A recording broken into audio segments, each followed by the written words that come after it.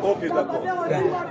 Nakadisi que Mosu ya Fachi, Munoko ya Fachi, Mato ya Fachi, Yewana administrateur du territoire. Toyo Kaye. Parce que Yene papa na biso. Soki a kokosa. Yene akokama biso lokola bana etali kaka. Mais biso toyoka. Toyoka dia.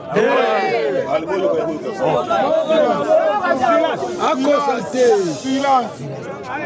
Gouverneur. Mbote lisusu.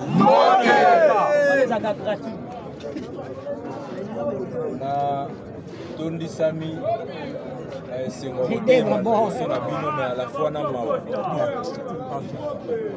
eza mpona nini mawa ezali parce que par rapport à cette circonstance ezalaki moko ya bamakambo oyo badélégation na bino bakitaki na matadi mpona kosolola yango boye to boye te mais bakitaki na matadi sangai yango nauti koyebisa bango na kati ke bokitaki na matadi sangai mais solution epesami te yango bomonaki biloko mpe ezalaki bloke na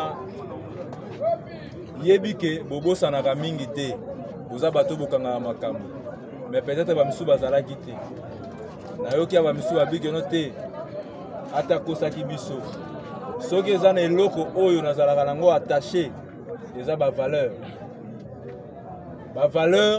moko ya bavaleur ezalaka kozala derrière parole na yo parce que chef ezalaka parole donnée soki na liloba na yo chef opesi liloba moko lobi oyo se contredit c'est-à-dire oza habilité kozala chef te samedi ntango nayaki na entrée na kosolola ntango bosoumettre baproblème na bino avant que namata likolo bolobaki ke basengi biso ezalaki liboso 11 millions ekomi 14 millions après 14 millions ekomi 28 millions je pense que parmi bafigure oyo nakangi ndeko ozalaki boye te avant namata nayebisaki bino nini